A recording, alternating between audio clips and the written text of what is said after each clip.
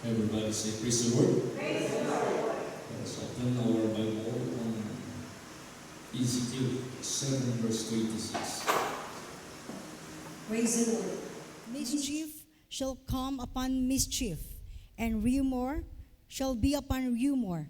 Then shall they seek a vision of the prophet, but the law shall perish from the priest, and counsel from the ancients. Mischief shall come upon mischief.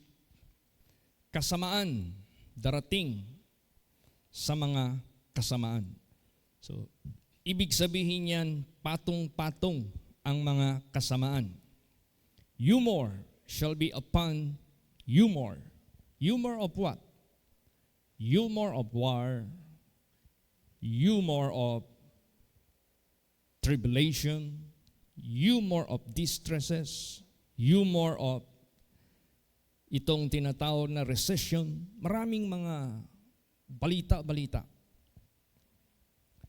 Then shall they seek a vision of the prophet, but the law shall perish from the priest and counsel from the ancients.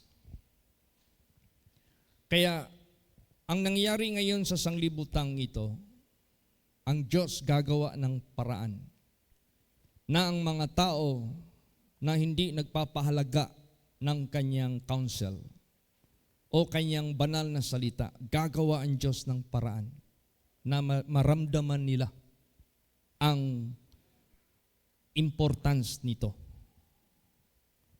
Paano? Magbibigay ang Diyos ng pressure. Magbibigay ang Diyos ng tinatawag na kasamaan sa sanglibutang ito. Na ang mga tao hindi na makakita ng kabutihan. Puro na lang kasamaan. Puro na lang balita sa ikasasama ng mundong ito. Wala nang magandang balita. Puro na mischief. Puro na mischief. Puro na mischief. Humor upon humor. Humor upon humor. Ngayon, pag nakaalaala ang mga tao sa Diyos at sadya silang hahanap na ng kanyang pangitain o ng kanyang guidance o ng kanyang counsel, ay hindi ang Diyos magbibigay sa kanila. Bakit? Para ipadama sa mga tao sa sanglibutang ito na mahalaga ang salita ng Diyos, na mahalaga ang counsel ng Diyos, mahalaga ang vision ng Diyos. Kaya gagawa na lang ang Diyos ng paraan para madama ng mga tao. Kaya yan na, mischief upon mischief, humor upon humor. Pero hindi na siya magbibigay ng vision, ng counsel, para lang ipamulat, para lang ipagising sa mga tao na importante ang kanyang banal na salita. Basahin pa natin. Amos 8:11 hanggang 12. Praise the Lord. Behold, the days come, says the Lord God, that I will send a famine in the land, not a famine of bread, nor a thirst for water, but of the hearing the words of the Lord. And they shall wander from sea to sea, and from the north even to the east. They shall run to and fro to seek the word of the Lord, and shall not find it. See? Yan ang gagawin ng Diyos. Pag hindi bigyan ng mga tao ng kahalagahan ang kanyang counsel, ang kanyang banal na salita, kukunin niya ito. Magpapadala na siya ng gutom. Hindi gutom caused by war. Ano pala yung gutom caused by war? Gutom lang yun sa tiyan. When in fact, kung merong war ang mga tao, maging prayerful. When in fact, kung may war ang mga tao, maging lalapit, tatakbo sa Diyos. Ito, anong klaseng gutom ito? Famine hindi sa bread. Uhaw hindi sa tubig. kundi sa pagpakinig ng banal na salita ng Diyos. Kunin niya muna ito temporarily para ipadama sa mga tao na hindi nagbibigay ng kahalagahan nito. Para ipadama sa mga tao, sa mga hindi pumapansin nito. Siguro sabihin ng Diyos, tingnan natin. Kung hindi nyo ba madama ang kagutom ng inyong kaluluwa, kung hindi nyo ba ako hahanapin. Tapos sinabi dito, they shall wander from sea to sea, and from the north even to the east. They shall run to and fro to seek the word of the Lord, and shall not find it. Wala. Pag sinabing sea to sea, na-cross mo na yung whole island, dumating ka na doon sa end ng island, dagat na.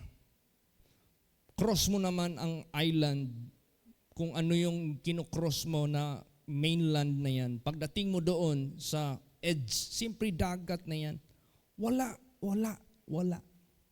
Sadyang gagawin ng Diyos ang kagutom sa pagpakinig sa salita ng Diyos para ipadama sa mga tao na nagbabaliwala nito. Para ipadama sa mga tao na hindi bumibigay ng pansin po nito. Basa pa. Psalm 74 verse 9. Praise the Lord. We see not our signs. There is no more any prophet, neither is there among us any that knoweth how long. Yan. Walang signs. Ipapakita ang Diyos. Maghingi ka ng sign for guidance, hindi siya magbigay ng sign. Punta ka doon sa propeta, wala ng propeta. Sa kanino pa man, wala. Wala talaga. Sinabi dito, how long ito? Hanggang kailan ito?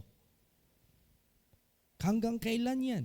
Nagagawin ng Diyos. Hanggang madama ng mga tao na kailangan nila ang guidance mula sa Diyos. Kailangan nila ang signs. Using His prophets.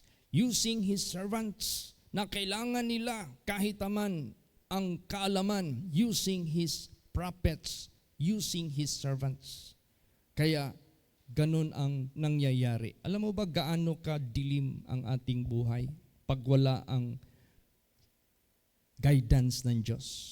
Pag wala ang counsel ng Diyos?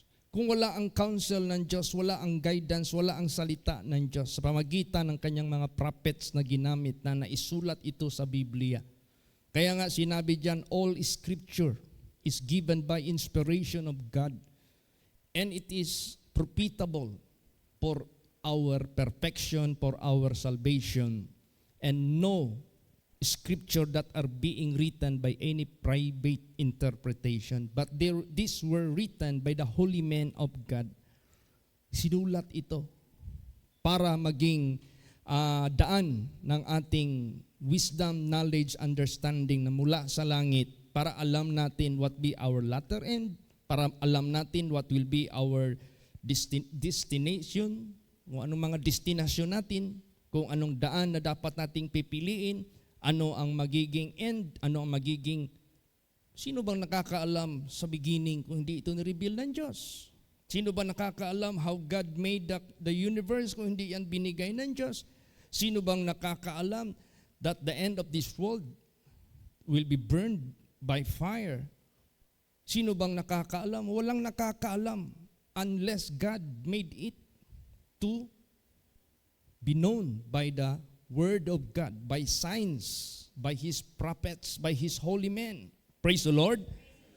Sino bang makakaalam that there is life after death? Sino bang nakakaalam that there is kingdom of God? Sino bang nakakaalam that there is hell, eternal death, or second death? Kung hindi lahat yan reveal ng ating Panginoong Diyos, we are all blind. We are all miserable. Wala tayo. Kaya para lang ipadama ng Diyos sa mga tao na importante ang kanyang banal na salita, ang kanyang guidance sa buhay ng tao, magpadala mo na siya ng gutom. Ganun man yan.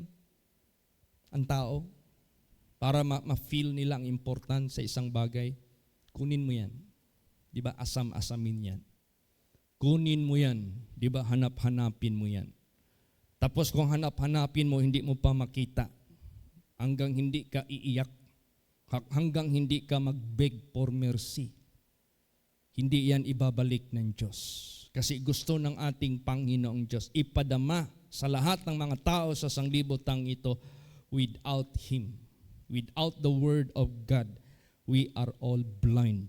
Without God, without the Word of God, we are going to destruction. Yan ang gustong ipadama ng Diyos sa buong mundo. Basahin natin anong magiging sitwasyon pag walain niya lahat ng guidance niya sa buhay natin.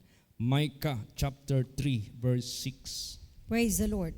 Therefore, night shall be unto you, that ye shall not have a vision, and it shall be dark unto you, that ye shall not divine.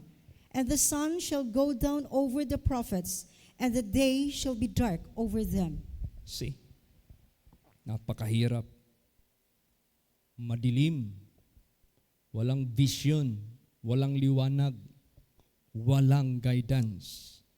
Therefore night shall be unto you, that ye shall not have a vision, and it shall be dark unto you, that ye shall not divine, and the sun shall go down over the prophets, and the day shall be dark over them. Wala.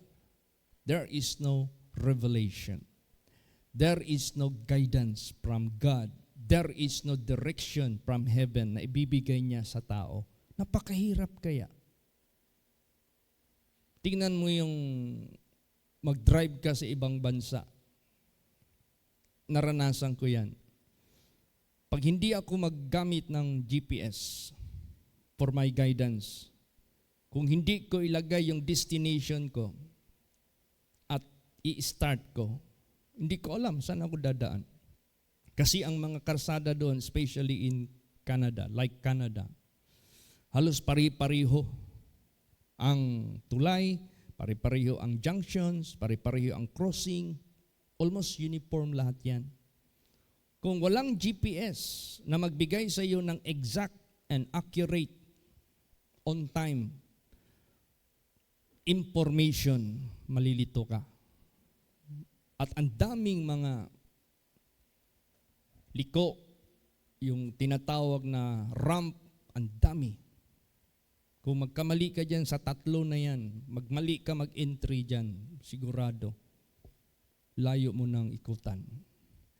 So ganun ang buhay natin. Pag walang GPS from heaven na magbibigay sa atin ng guidance, yung accurate information and on-time information for us to be guided, for us to be led, for us to be brought to safe destination. Kung wala yan, mahirapan po tayo.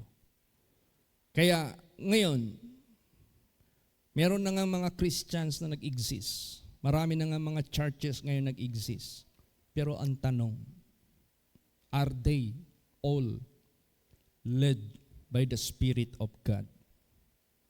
Kasi, kaya tayo na mga anak ng Diyos, mga lingkod ng Diyos, keep this vessel clean. Kasi pag hindi tayo malinis, hindi tayo bibigyan ng revelation ng Diyos mula sa langit para i-reveal natin sa mga tao for them to know, for them to follow. Kung wala yan, kung marumi tayo, wala. Kayo na mga anak ng Diyos, ma-discern mo naman yung magbibigay ng Word of God.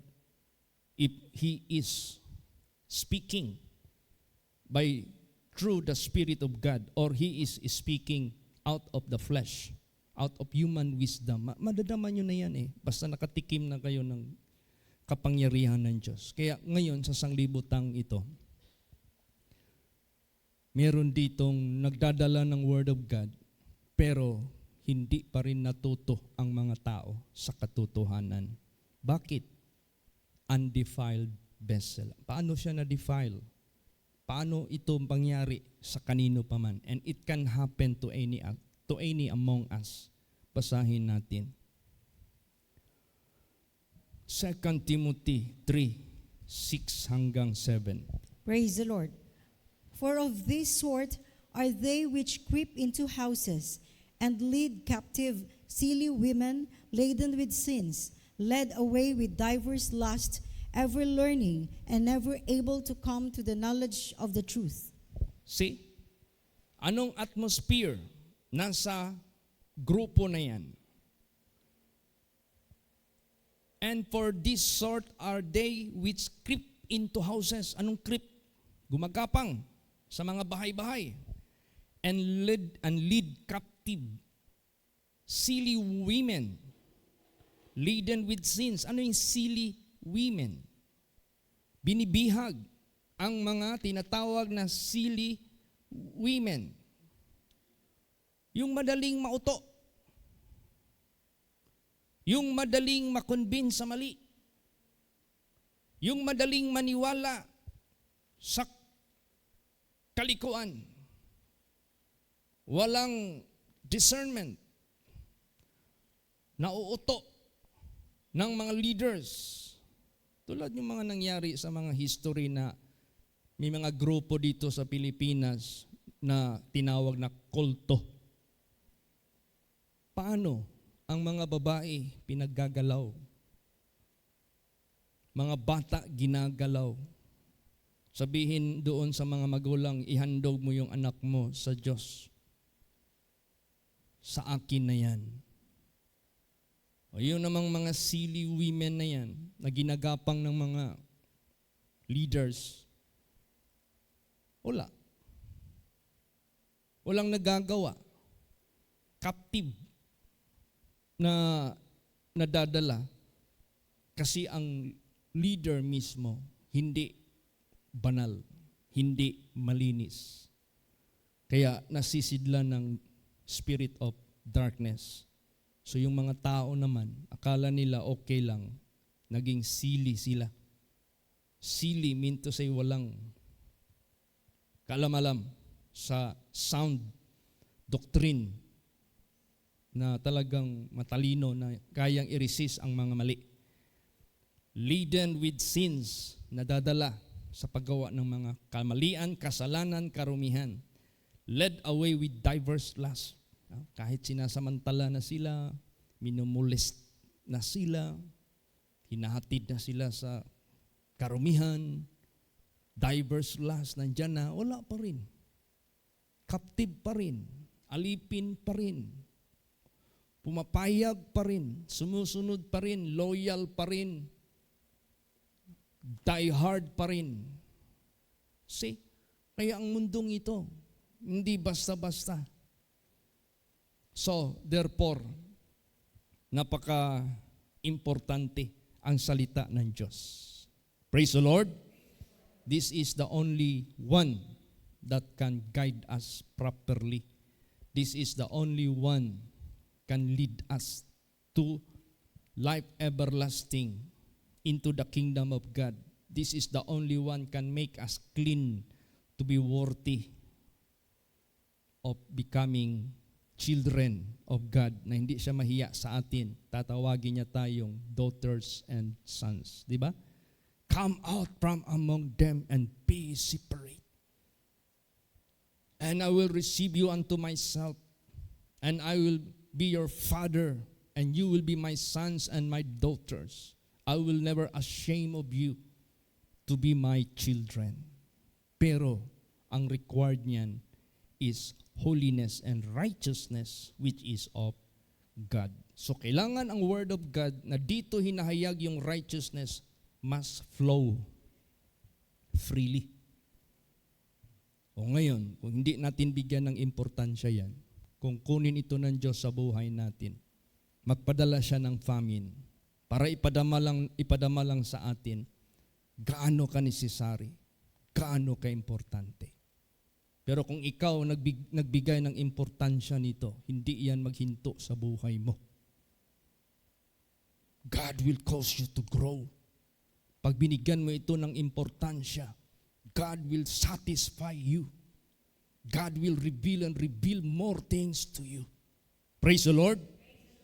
Kaya gusto ng ating Panginoong Diyos, bigyan talaga natin ito ng kahalagahan sa buong buhay po natin. Kulang ang buong buhay natin. Ang lifespan natin is not enough to spend our time to give importance to the Word of God. Maikli lang yung buhay natin sa sanglibutang ito. Alam mo, may inutos ang Diyos kay Prophet Daniel. Basahin natin. Daniel 12 verse 4. Praise the Lord. But thou, O Daniel, shut up the words and seal the book, even to the time of the end. Many shall run to and fro, and knowledge shall be increased. Imagine that. Pasisilyuhan ang words na nire-reveal ng Diyos kang Daniel. But thou, O Daniel, shut up the words and seal the book, even to the time of the end. Many shall run to and fro, and knowledge shall be increased. What knowledge? Kung saraduan kaya ng Diyos ang word niya, tapos ang mga tao mag-run to and fro at wala na silang makitang word kasi sarado na eh. Yung binasa kanina, they go to the north, they go to the east, they go to the west, they go sea to sea and find nothing. I will send famine, not famine of bread nor thirst of water, but of hearing the word of God. They go sea to sea. Wala silang makita. Tapos dito kay Daniel, shut the word and seal. So ang mga tao will run to and fro. Wala silang makita. Now, bakit merong knowledge shall increase? What knowledge is this na mag-i-increase? Not knowledge of God, but knowledge of worldly. Knowledge of this world. Tingnan mo ang knowledge ngayon sa sanglibutang ito. Nag-increase. Habang nag-i-increase yung knowledge sa sanglibutang ito, they decrease in their spirituality. They decrease in their faith in God. They decrease acknowledging the Creator. They nag-decrease habang nag-i-increase yung wisdom, knowledge of this world na left behind ang the most accurate wisdom and knowledge of God that will bring you to eternal glory, eternal life, eternal riches. Ang kanila, all is about temporary.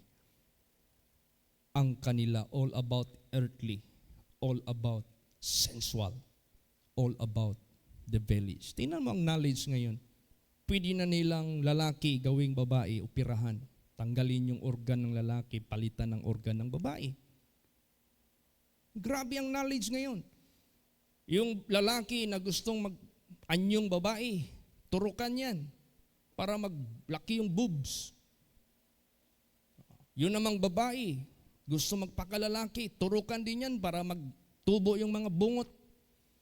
Maging macho. Grabe ang knowledge ngayon.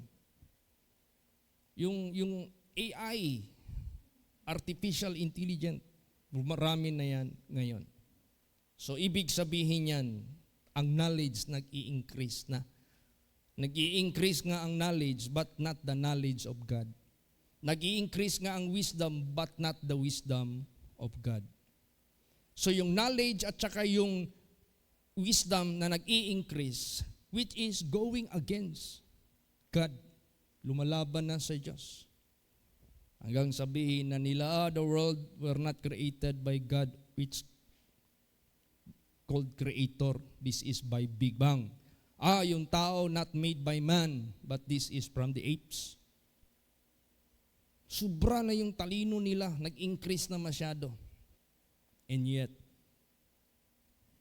they deny the accurate and truth of God na magbe-bless sana sa buhay ng tao, magsisave sana sa buhay ng tao from the power of Satan. from the power of Lucifer. Kaya, mahalaga ang Word of God sa buhay natin. Praise the Lord. Huwag na nating hintayin na pagutuman muna tayo from hearing the Word of God. Huwag na nating hintayin na kahit saan tayo magpunta, walang propeta na gamitin ang Diyos. Pag mag-inquire tayo, wala siyang sign na ibibigay. Huwag nating hintayin yan. Habang abundansya pa ang Word of God sa buhay natin, pahalagahan mo yan. Anytime mag-inquire tayo sa mga prophets to give sign, nagbibigay ang Diyos. Tingnan mo si Pastor Nonoy. Nag-text siya sa akin, Pastor, please help me in prayer. Yung misis ko, since kayo bumisita dito, hanggang ngayon, yung lagnat hindi humihinto. Tapos, 2 beses na siyang naposes ng diablo. Nag-ano na siya, kung ano-ano na ang reaction niya, pinoposes siya ng masamang espiritu. Please pray for me. Mag-ask ako ng guidance, ng sign or vision. Nag-ask kami ng vision. Pinasa ko sa kanya. Nung na-relate kay Michelle yung vision, tama lahat yung mga damgo niya. May dream pala siya, tukma doon sa pinahayag. Another vision binigay sa kanya. Pagsabi sa kanya ni Pastor Nonoy, kasi ang vision na last na binigay sa kanya, meron siyang nasa puso niya na nakatago na dapat niyang i-open up sa husband niya. Yun man yung binigay sa vision para ma-release siya sa kanyang problema. Kinausap niya. Yun na, naglabas na kung ano na sa loob niya. Yung pala niya, since na nagninyo siya, since na nagpakasal siya kay Pastor Nonoy, gusto pala niya si Pastor Nonoy magmaterial, magbaba sa mission. Kaya hindi talaga siya magpa-ordain. Kasi ang kanyang intention, hatakin niya si Pastor Nonoy magmaterial. Pero since na ginawa yun ng ating Panginoong Diyos, na hindi gumagaling na lagnat at napoposes na siya ng diablo, hinayag ng Diyos, paghingi natin ng guidance kay Jesus, hinayag anong nasa isip, nasa puso niya. Nabigyan siya ng guidance. Sabi ni Pastor Nonoy, praise the Lord, salamat kay Jesus sa vision, sa guidance, at sa prayer po. Kasi nag-decide na siya na magpa-ordain. Praise the Lord. Kasi kung wala si Pastor Nonoy, siya man tumatayo doon. Pastor Chit, nag-decide na siya magpa-ordain this coming June 15. Hindi na niya ako hahatakin magmaterial. She will go together with me as a pastor. At mag-attend na siya ng mid-year conference.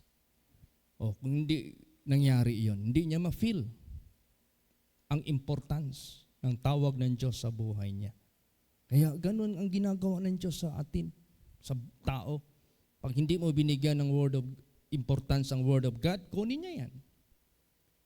Paggutumin ka talaga niya, pauhawin ka talaga niya, na kahit saan ka magtakbo, magpunta, maghingi-hingi ka ng sign sa mga propeta ng Diyos, walang sign ibibigay ang Diyos. Hanggang madama mo, without God, you are like worm. Walang magawa sa buhay. Kaya ngayon pa lamang, pakita na natin sa Diyos. Kailangan natin siya. Kailangan natin ang kanyang counsel. Kailangan natin ang kanyang guidance. Gamitin natin ito. Useful masyado ito. Praise the Lord. So yung nag-increase na wisdom, ang mga tao ngayon sa sanglibutan ito, naging foolish in the eyes of God. Basahin natin. 1 Corinthians 3:19. Praise the Lord. For the wisdom of this world is foolishness with God. For it is written, He taketh the wise in their own craftiness. Yan. Ang wisdom ng sanglibutang ito kamangmangan sa Diyos. Bakit? Walang guidance galing sa Kanya. So, dahil ang mga tao lumalayo sa Diyos at nagmamakatalino sa kanilang sarili, yung kaaway ng Diyos ang siyang nagbigay ng direksyon sa buhay nila, which is foolishness in the eyes of God.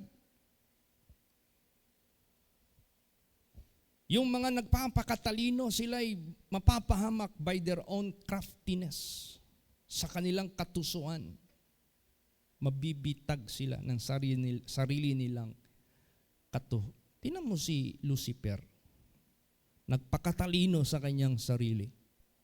Dahil nagpakatalino siya sa kanyang sarili, sinagasaan na niya ang kanyang master, ang kanyang creator, in his own craftiness. Napahamak siya.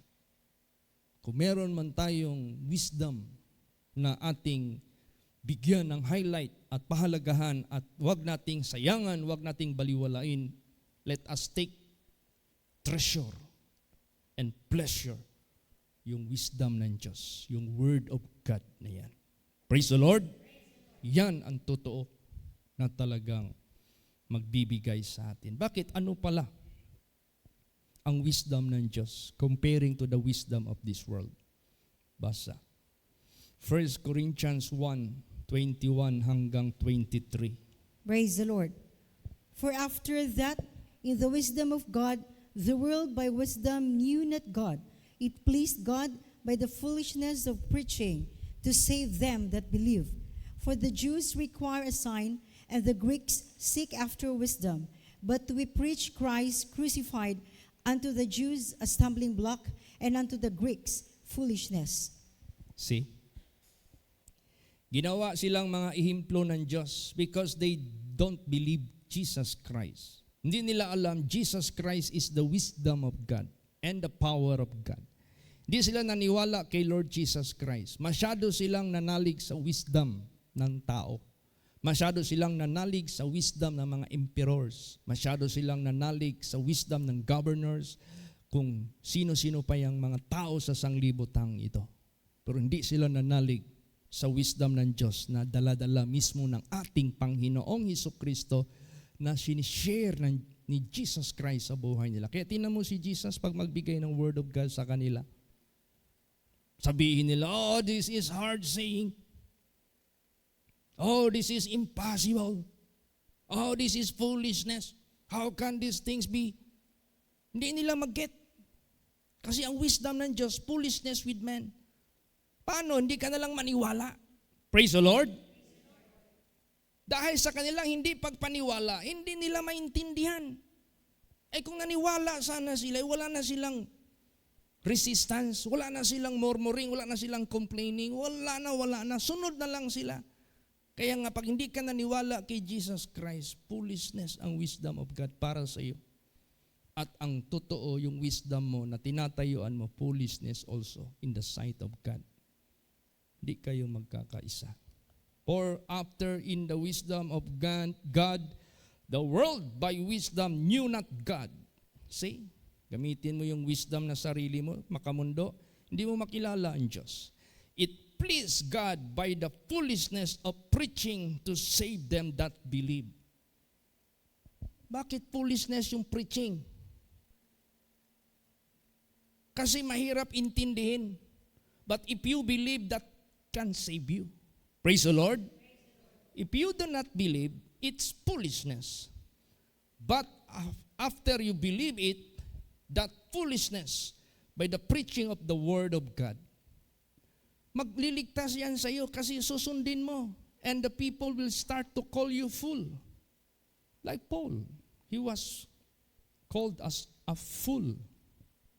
Never mind, sabi ni Paul, for the preaching of the cross is to them that perish foolishness. But for us who are saved, it is the power of God. Because you believe, because we believe. For the Jews require a sign, and the Greeks seek after wisdom. There were so many instances dito sa Bible, these Jews and Greeks as wisdom, as signs, but they Never answered by Jesus. You want sign? You want wisdom? Believe Him. Praise the Lord. Nag-ask ka ng sign, nag-ask ka ng wisdom, you despise Him. Nag-ask ka ng sign, nag-ask ka ng wisdom, you don't believe Him. Ay, hindi ka bibigyan ng Diyos. Believe Him. Maniwala ka sa Kanya.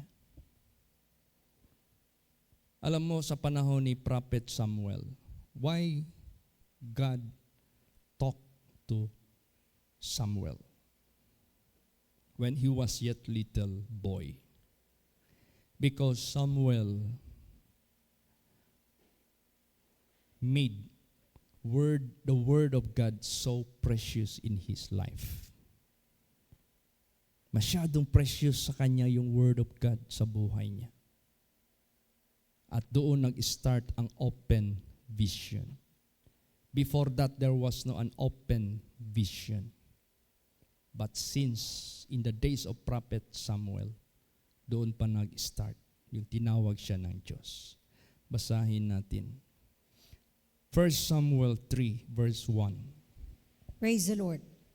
And the child Samuel ministered unto the Lord before Eli. And the word of the Lord was precious in those days. There was no open vision. Yes. Precious masyado ang word of God at that time. What do you mean of that? Ano bang metal sa mundong ito na precious masyado? Minsan ito si Brad Titing na nag-abanti dyan sa yung mining dyan sa Davao Oriental. Kalimutan ko yung pangalan. Bangol. O saan si papa mo? Tanong ako sa mga anak minsan, saan si papa mo? Ay, pastor, tuas Bangol. Unsa may ang gihimo digto? Nag-abantiro ba ito, pastor? Balo ka naman, pastor. Maura mang ginaiyahang trabaho ron para makakaon mi, makapa-eskwela sa mua. Ngita gina siya kuan, paagi nga maka-abante, nya makatiltil digtog na ibina, unya butang sako, mo na iyahang i-process. Nya pagpugaan na, say na ipila ka gramo, ibaligya. Mahal man na. Nganong precious man ang gold? Daghan mang tao gusto. Daghan mang gamit. Halos tanan na ay gold. Wedding ring, gold. Na ay ballpen, gold. Na ay hairpin, gold. Na ay ngipon, gold. Kining metal nga gold, precious kayo, di na mo baba. Ngano man, kay ang tao, daghang gusto. Nganong precious man ang word panahon ni adto, kay ang tao gusto word of God. Praise the Lord. At that time, ang tao gusto word of God. Precious at that time. Ngayon, is this still precious? Nagbilang na naman ako kanina. Sabi ko, kailan kaya mapuno itong simbahan during Fridays and Wednesdays? Nung nag-usap kami ni Sister Emma, Sister M, praise the Lord. Parang marami tayo ngayon. Oo nga, Pastor, binilang ko. Yung nakaraan pa. Sobra 60 ang present ng prayer meeting natin. Bakit? Precious pa masyado ang Word of God sa bawat isa. May gawin natin yan. Praise the Lord. Now, how do you treasure that Word of God is so precious to your life? Hindi mo tinatapon. Hindi mo sinasayang. Yan ang ginawa ni Prophet Samuel. Mismo si Prophet Samuel. Anong ginawa niya? Basa. 1 Samuel 3:19. Praise the Lord. And Samuel grew, and the Lord was with him, and did let none of his words fall to the ground. See? Habang lumalaki si Samuel, ang Panginoon ay sumasa kanya. Dahil hindi niya hinayaan na anuman sa mga salita ng Panginoong Diyos na hinahayaan niya na nahuhulog sa lupa. Walang word of God na naririnig niya, nababasa niya, na nahuhulog sa lupa.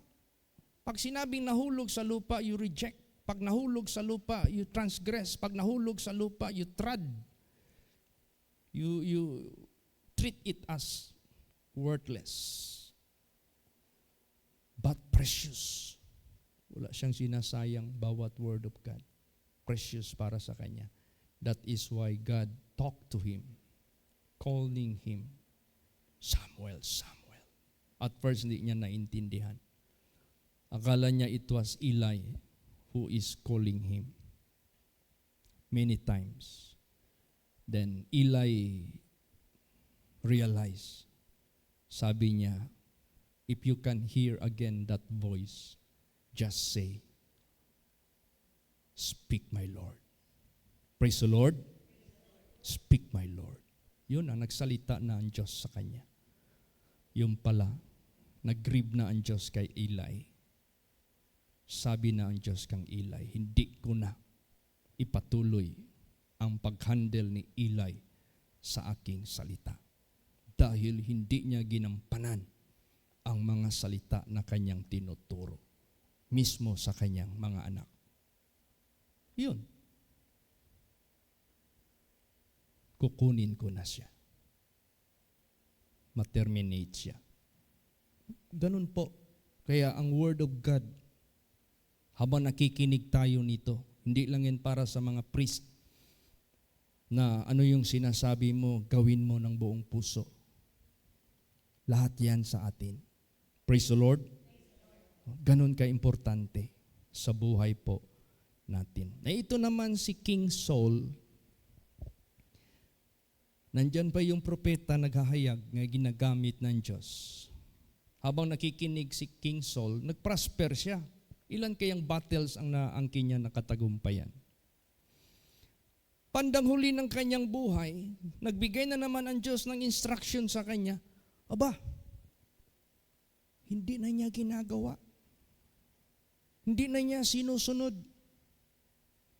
Hanggang dumating ang panahon. Ilang beses niyang ginawa yan. Nung na-late lang si Prophet Samuel, dumating siya na yung nag-offer ng offering. Yung pinapapatay sa kanya ang mga Amaleks or Amalekites, yung pinakahari na dapat siguraduhing patayin, yung pa ang kanyang binuhay. So ibig sabihin yan, may mga spiritual, reflection sa buhay ng tao. Kung ano yung pinaka-major na gawa ng kaaway sa buhay mo, hindi mo pa pinatay. Kung ano lang yung mga minor na hindi gaanong malaki, yun ang pinagpapatay mo. Pero yung pinakahari na naging pundasyon sa buhay mo ni Satanas na kasalanan, hindi mo pinatay. Kaya anong nangyari kay King Saul? Nagpahayag ang Diyos. Samuel, do not cry anymore. I have already rejected him for being a king. Kaya nung hindi pa namatay si King Saul at umalis na sa kanya ang Spirit of God, anong papalit sa atin pag mawala yung Spirit of God? Spirit of darkness. Di ba? Yun nangyari kay King Saul. Hindi siya nakakatulog. Balisa siya because evil spirit went in sa buhay niya. Wala na. Tuliro na siya. Ngayon, doon pa niya naramdaman. Mag-ask siya kay Prophet Samuel ng guidance. Wala nang sign binibigay ang Diyos.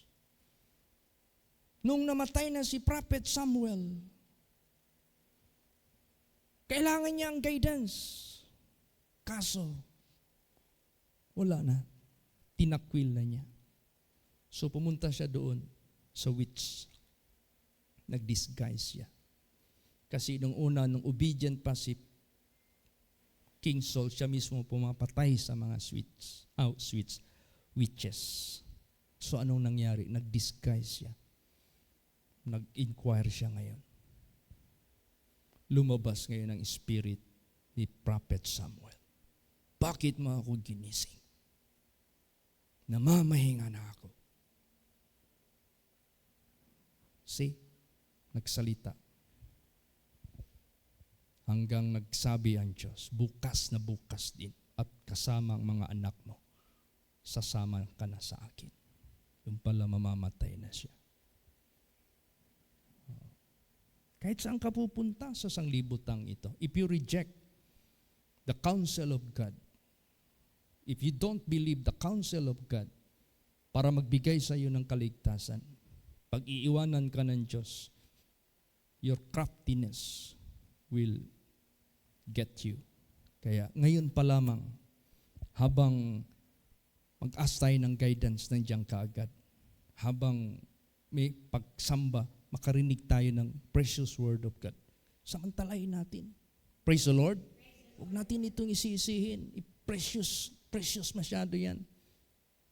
Huwag nating hayaan na mangyari yung kagutom sa pagpakinig ng banal na salita ng Diyos. Basahin natin. 1 Samuel. Okay. 28 verse 6. Praise the Lord.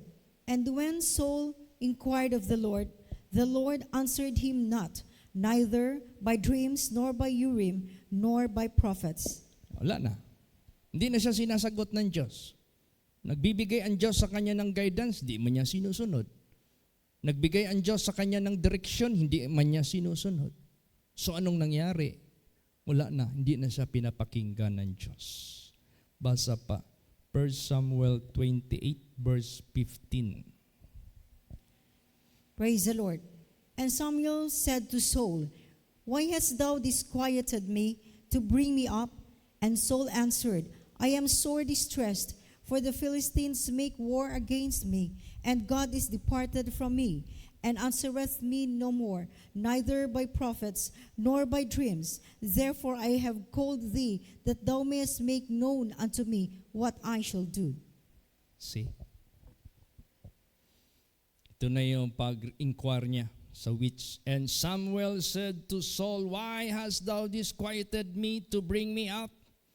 And Saul answered, I am sore distressed, for the Philistines make war against me, and God is departed from me, and answereth me no more, neither by prophets, nor by dreams. Therefore I have called thee, that thou mayest make known unto me what I shall do. Walang binigay anong dapat niyang gawin for his safety. Walang binigay anong dapat niyang gawin for his salvation. But ni-reveal sa kanya that he shall die. Yun ang mahirap. Wala nang saving hand of God because you refuse to believe. And hindi mo binigyan ng kahalagahan ng salita. Like Prophet Samuel, walang tinatapon sa ground. Lahat sinusunod at ginagawa. Bakit minsan mahirap masyado ang knowledge, wisdom na makalangit sa isang tao? Bakit may mga tao din na madali masyado niyang maintindihan? Madali masyado niyang masunod. Bakit? Ano palang diferensya sa dalawang tao na ito? Why sometimes it's so hard, it's so difficult to acquire wisdom and knowledge from heaven? And why also, bakit din na madali lang makaintindi yung iba? Basahin natin. Proverbs 14 verse 6. Praise the Lord. A scorner seeketh wisdom, and findeth it not, but knowledge is easy unto him that understandeth.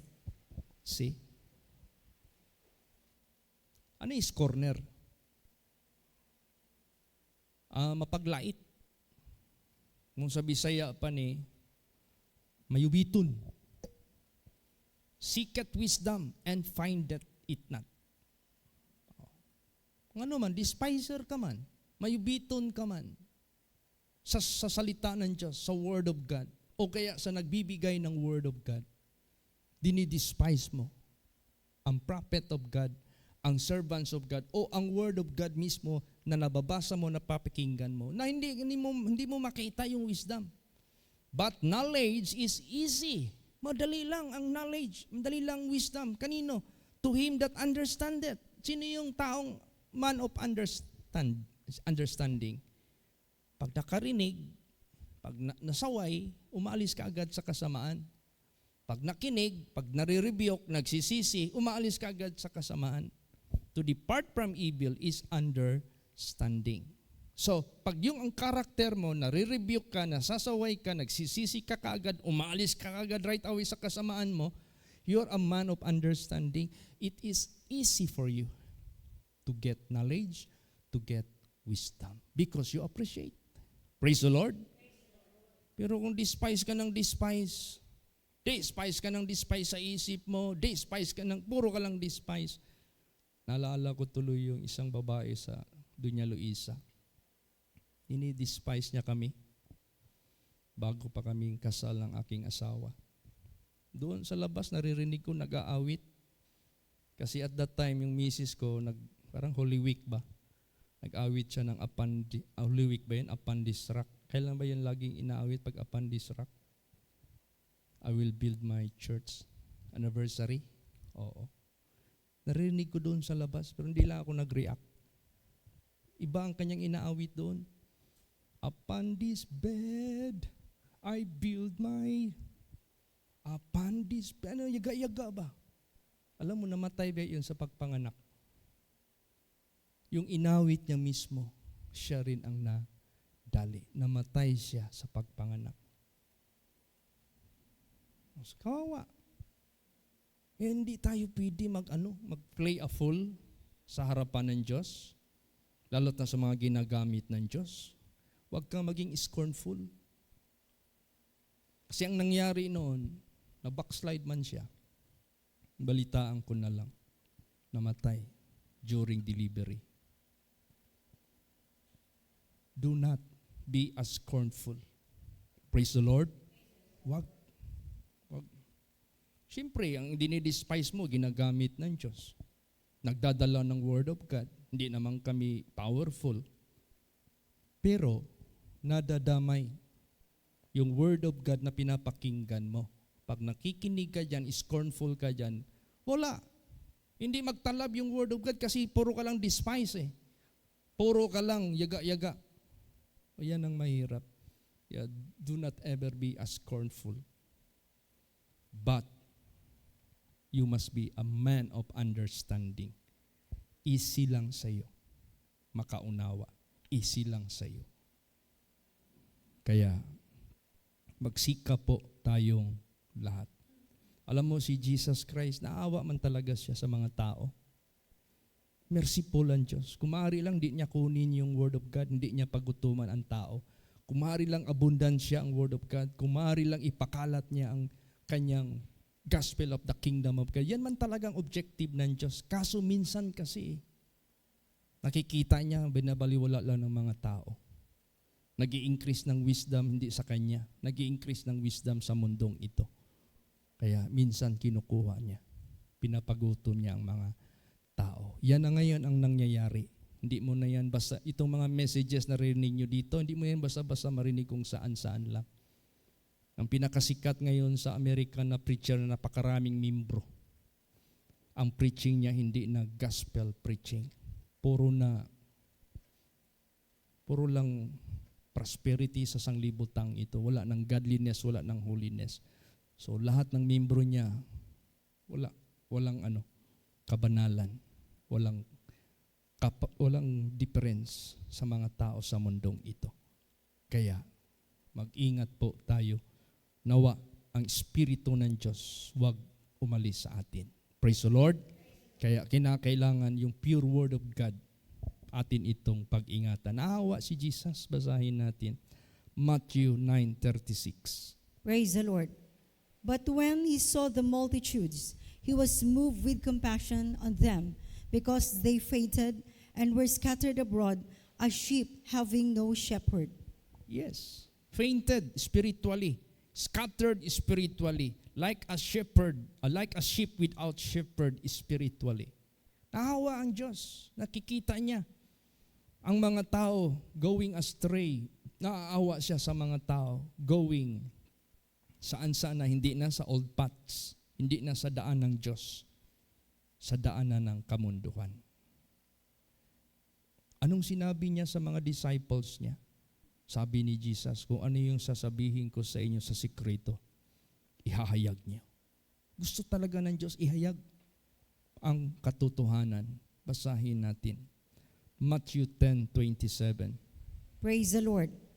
What I tell you in darkness, that speak ye in light, and what ye hear in the ear, that preach ye upon the housetops. Yan. Anong sabihin ko sa inyo sa dilim or sa sekreto? Sabihin nyo sa liwanag. Ano yung narinig ninyo? I-preach ninyo sa housetops. Ibig sabihin, doon ka na sa atip para maraming makarinig, maraming makakita sa iyo. Magsigaw ka doon. Actually, gusto ng ating Panginoon Diyos laging marinig ang kanyang sinasabi sa pagliligtas sa bawat tao. Praise the Lord. Last verse, Revelation 1:3. Praise the Lord. Blessed is he that readeth, and they that hear the words of this prophecy, and keep those things which are written therein, for the time is at hand. Yan. Mapalad ang bumabasa, nakikinig sa kanyang mga kapahayagan, at nag-iingat sa lahat ng mga bagay yaon, kahit yung mga nakasulat dyan sa Biblia. Dahil ang panahon, ang oras ay malapit na. Either yung kamatayan mo, or either ang pagbalik ni Kristo, ganun. Anytime yan mangyari sa mundong ito. Kaya pahalagahan natin ang kanyang banal na salita habang abundansya pa ang Word of God sa buhay natin. Pahalagahan natin yan. Huwag tayong magpakita na hindi natin pinapahalagahan. Huwag nating sayangin. Sundin natin ng buong puso. Wala tayong itatapon kahit isa. Praise the Lord. Magsitayo po ang lahat.